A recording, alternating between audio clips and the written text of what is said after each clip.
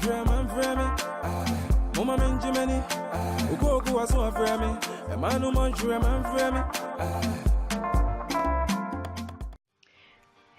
mes amis Facebook, on dit quoi, ça va? Ça fait longtemps, mais on dit quoi?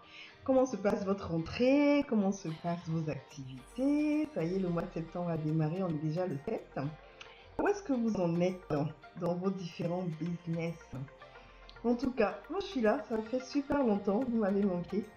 Ça fait longtemps que j'avais pas fait une vidéo d'affairage. Il y a affaire ici, nouvelle affaire. Le duo. L'affaire du jour s'appelle affaire de sœur. Ah là là. Je voulais vous demander, pourquoi vous êtes pressés comme ça d'appeler les gens mon frère, ma sœur. Elle là, c'est pas une amie, hein, c'est une sœur. Lui là, non mais c'est plus qu'un pote, c'est un frère maintenant. Qu'est-ce qui vous gêne dans le fait d'être une amie, une bonne amie, une très bonne amie, une collègue, une très bonne collègue? Qu'est-ce qui vous gêne dans le fait d'être une connaissance pour quelqu'un? Pourquoi ça vous fatigue de ne pas être de la famille de la personne? Le mot frère, le mot sœur là, il y a quoi dedans et puis vous voulez absolument l'appliquer absolument à tout et à tout le monde? C'est vrai que la Bible dit il est bon pour des frères et des sœurs de demeurer ensemble. On n'a pas dit c'est pas vrai, d'accord? Et on sait qu'on s'efforce d'appliquer ce que le Seigneur nous demande de faire. De demeurer entre frères et sœurs, tout ça et tout. Mais ton frère qui est assis à côté de toi à l'église là, tu es sûr que s'il t'explique après le culte ses difficultés et qu'il te dit qu'il a besoin d'un hébergement là, tu es sûr que tu vas lui ouvrir ta porte? N'allons même pas trop loin. Si à la fin du culte il te dit ouais j'habite dans 95, il n'y a pas de bus avant 1 heure de temps et que tu n'as rien à faire à part aller faire ta sieste dominicale là, tu es sûr que tu vas le prendre dans ta voiture et l'emmener jusque dans le 95? Ou bien ton fameux frère, tu vas tout de suite te rendre compte que c'est un frère que tu connais pas si bien que ça. Que c'est une sœur que finalement tu ne connais pas si bien que ça. Donc il faut prendre des réserves, faire attention. Autant pendant que vous criez Amen, Alléluia là, c'est ton meilleur frère de la terre, du monde, mais il reste un peu, tu vas le rajouter dans le livret de famille de ta maison. Arrêtons ça. Qu'est-ce que tu as à ne pas accepter le terme collègue de travail? Ça fait quoi? Ça fait quoi si tu n'es, j'allais dire qu'une collègue ou qu'un collègue, non mais ça fait quoi si tu t'entends bien avec ton collègue de travail, qu'il reste dans la case collègue? Ça fait quoi? Du coup, je me suis dit, on va lire ensemble aujourd'hui les définitions là. On va Google ça. Le sens littéral du mot frère ou sœur dans le dictionnaire. On va chercher ça ensemble. Vous allez voir que c'est pas un gros mot. Selon le dictionnaire Larousse, il s'agit d'une personne née du même père et de la même mère qu'une autre personne. D'accord? Si tu veux, allons du principe que tu es né du même père que ta sœur en Christ, parce que Dieu est votre père et que vous deux. Ok. Celle avec qui on partage le même sort. D'accord.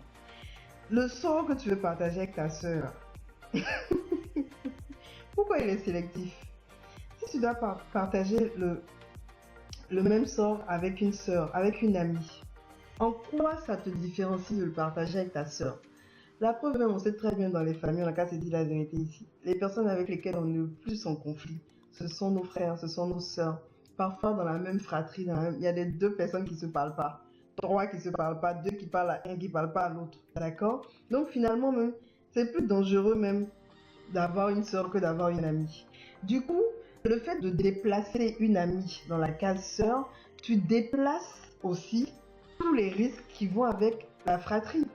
Tous les dangers et toute la proportion qu'un problème doit prendre en vous là devient plus grande aussi alors qu'il n'y a pas lieu d'être.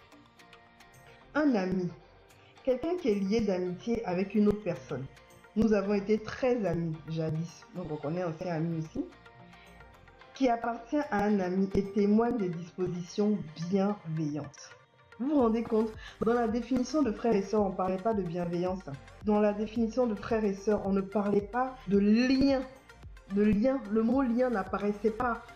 On parle bien des définitions littérales du Larousse. Il n'y avait pas le mot lien.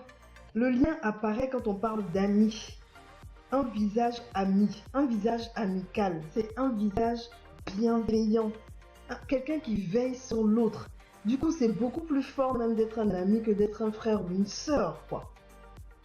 Dans certains cas.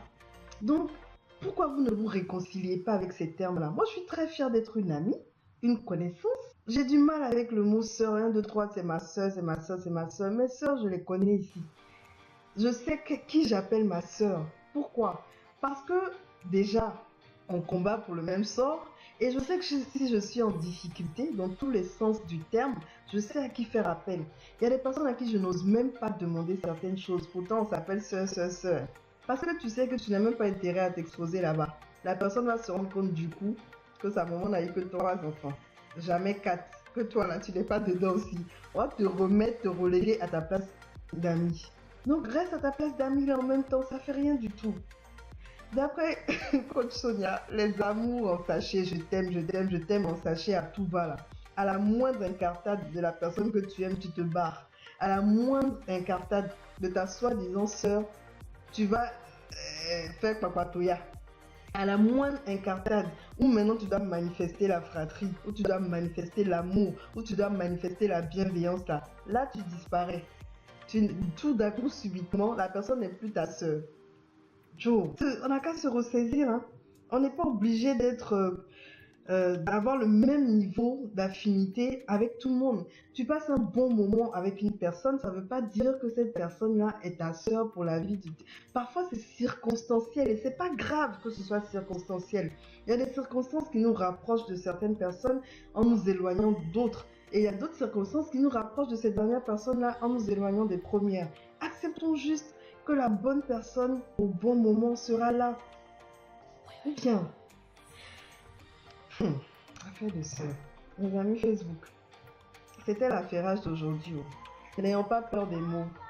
Tu as le droit de dire que telle personne est ta sœur, telle autre est une amie, une très bonne amie.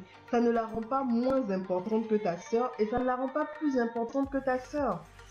C'est juste le terme approprié à vos relations. Parfois, on se sent très bien avec des collègues, on se voit tous les jours, tous les midis, on dîne ensemble, on déjeune ensemble, on prend le train ensemble et tout. À la minute où la mission se termine, le fossé se creuse. Pourquoi? Parce que c'est circonstanciel. Ça n'enlève rien à la sincérité de vos sentiments, ça n'enlève rien à la sincérité de vos relations, ça n'enlève rien à la sincérité des actions que tu as posées pour la personne ou qu'elle a posées pour toi au moment où elle le faisait. On n'est pas lié à vie, on n'a pas des contrats ad vitam aeternam parce que c'est ça même qui alourdit nos relations. Tu ne dois rien à personne et personne ne te doit rien. Ta soeur, ton ami, ta collègue, ta pote ou je sais pas quoi, ça peut passer. Et ce n'est pas grave si ça passe. Arrêtons de se meurtrir, de s'imposer une ligne de conduite qui n'a pas lieu d'être, de s'imposer une assistance, d'ailleurs qu'on fait hypocritement, alors qu'on n'a aucunement dans le fond de considération pour cette personne-là, dans ce sens-là en fait. Donc les mots du genre you are my sister, ma soeur d'amour, je sais pas trop quoi, faites attention. Parce que c'est un engagement que l'on prend envers les gens à qui on proclame que ces personnes-là sont nos frères et nos sœurs. Ne proclame pas ça si tu n'en es pas sûr. Ne l'affiche pas, ne le chante pas comme un acte prophétique. À force de le répéter, ça va se manifester. Non, ça va se manifester quand ton cœur sera préparé à le faire. Ça va se manifester quand ton cœur aura ouvert, même si tu te prédisposes à le faire, ce qui est très bien. Tu te prédisposes à le faire, mais tant que ce n'est pas acquis, ne va pas imposer une relation familiale à une personne pour qui tu ne ressens même pas le moindre dévouement en cas de souci. Arrêtons ça. C'était mon petit clin d'œil, mes amis Facebook. On se revoit très bientôt avec quelques vidéos. I'm back. Comme vous savez, c'est par feeling. I told you, je ne suis pas formatrice, je ne suis pas coach ni rien. J'ai des envies de vidéos, je les fais parce que j'ai des messages à partager, parce que j'ai vécu des expériences. Et vous êtes les bienvenus si vous voulez mettre des commentaires, si vous voulez vous affairer, si le fait d'être frère ou soeur de quelqu'un que vous, ça vous va très bien ou pas. Racontez-moi vos expériences aussi, je serais ravie de les voir en vidéo ou même de voir des commentaires sous cette vidéo-là. On est ensemble. À bientôt mes amis Facebook. Aïcha. Ugo was one for me. A man who wants you, a man for me.